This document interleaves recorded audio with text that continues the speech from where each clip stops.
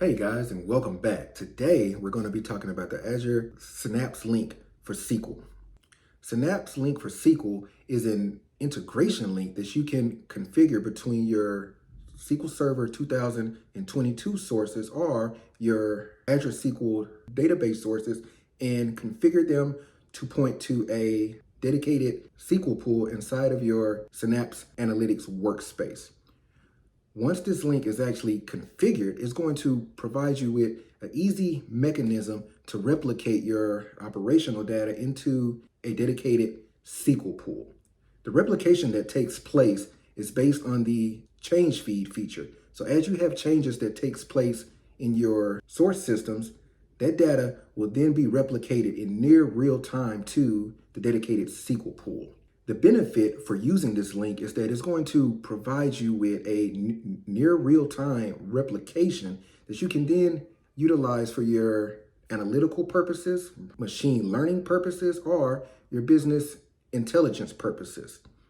This link provides you with an easy replication method without the need for you to have to manage any type of complex ETL jobs. Once your data has been replicated over, it provides you with the ability now to do real-time insights against your data sets. All right, so now that we know just a little bit about what this feature is and what it's meant to do, let's go out now to the Azure portal and take a look at what this feature looks like to actually configure it and to utilize it.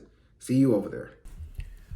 All right, guys, so we are logged into the Azure portal now. So as we can see here inside of my resource group, I have some resources here that we will be working with today. So first thing is our AdventureWorks database here that we'll be utilizing, and the Synapse workspace that we'll be working with as well. So to kick things off, I will just go ahead and jump into my workspace really quick, and then I will launch the Studio tool. Now once this actually loads up here, the very first thing that we're going to want to do is go down here to our Manage Hub, and we're going to want to create us a new dedicated SQL pool. So I'll just click on the New button right here, and I'll just give this a name. I'll call it My Dedicated Pool. And I'm going to scale this down to a DW200C. Outside of that, there's really not anything else that we need to do here for our SQL pool. So I will just click on the Create button, and I will kick this off. So while we kind of wait on this to provision, dedicated SQL pools are kind of like your traditional data warehouses, except for the fact that they are built on a massively parallel processing engine, or MPP engine. So basically what this means is that you're going to have multiple compute nodes to work together in unison to process your data workloads. As a matter of fact, while we kind of wait on this, let's go out and kind of look at the architecture really quick.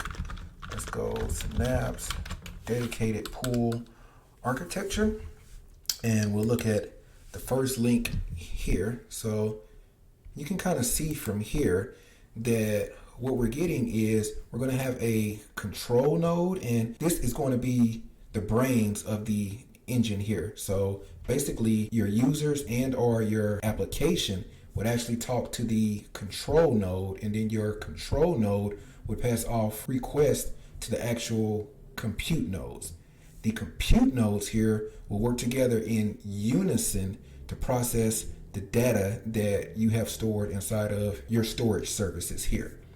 So this is kind of just a quick view of the architecture for the dedicated SQL pools. All right, so this will take just a few more minutes here to deploy. So I will come back once this is ready for us to start working with. All right, guys. Our dedicated pool is online now. So looking here, looks like everything for it is all good. So we're good there. So the next thing that we're going to want to do is we're going to want to come over here to our Integrate Hub here. Once we are in our Integrate Hub, we're going to click on the plus button right here and create a new link connection. Once this page here is brought up, we can see that we have two separate source types here, an Azure SQL database and a SQL Server source. So for our demo today, we're just going to go with the Azure SQL database option. And then for our linked service here, we're going to create a new linked service. I will just call this Adventure Works. I will pick my subscription here, my server, and then I will pick, oops, I think I picked the wrong server. I'll pick this server and then choose my database here, which is AdventureWorks. And then I will log in with my username and password here. And then I will click on the test button to make sure that everything is good here. And once it is all good, I will click on the create button.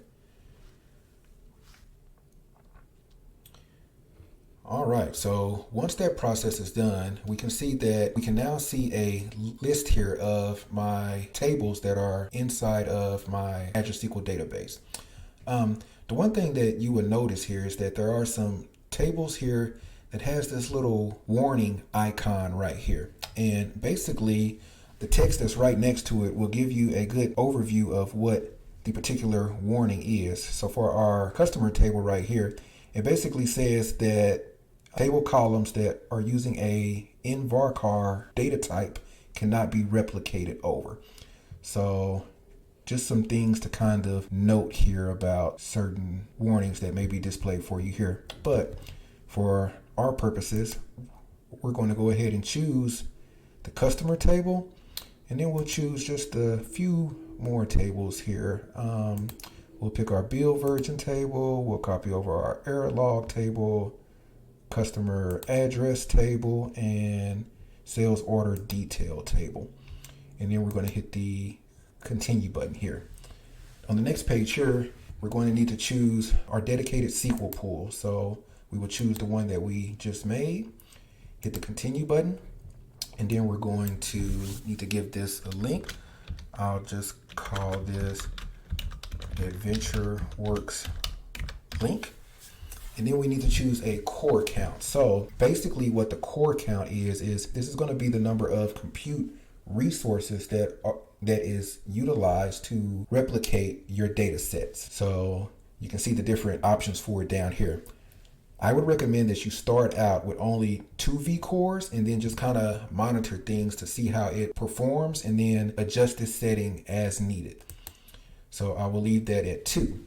And then the next thing here is going to be the mode. So we have a continuous mode and a schedule mode. Continuous mode is if you need for your data to be replicated in real time. Schedule mode is if you need your data to be replicated at set intervals. So suppose that you just need your data to be replicated hourly. You could just choose the schedule mode right here and choose 60 minutes for the actual interval time. So for our demo today, we will go with the continuous option here. So then I will click the OK button.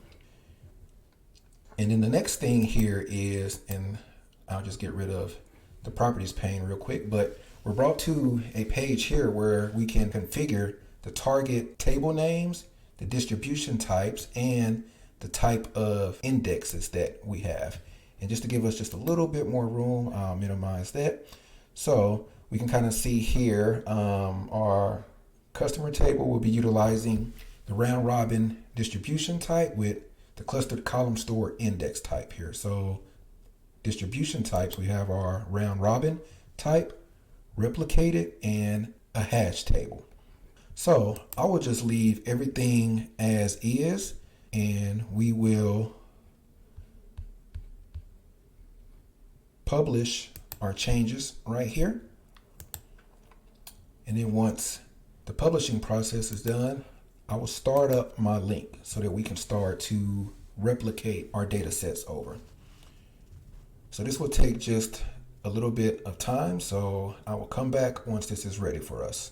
All right, guys, so it looks like our link is running now, so our tables now should be getting replicated over. So what we're going to do is I will come down here to our monitor section really quick, and we're going to monitor our link connections here. So we see that we have our one link right here, and the status for it is running.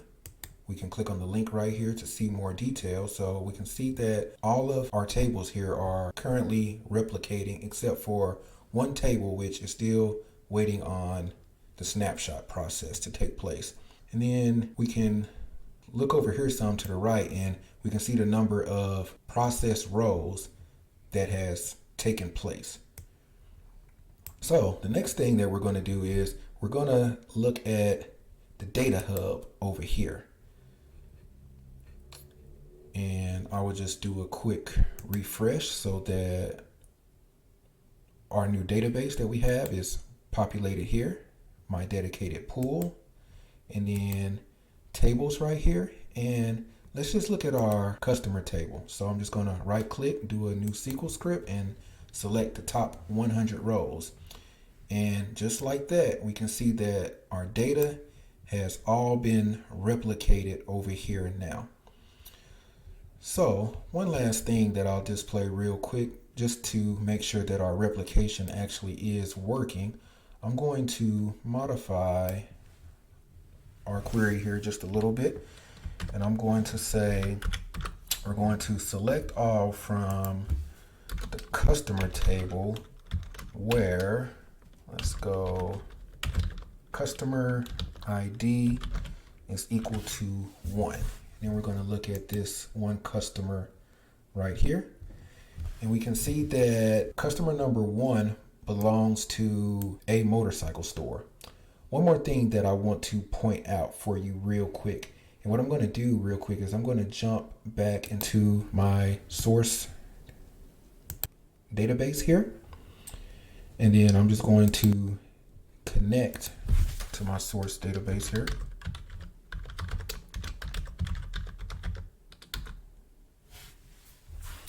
And if we expand our tables here, and then we look at our customer table here, you can see that there is a first name field, middle name field, and last name field. But if we look here, those fields are not listed here.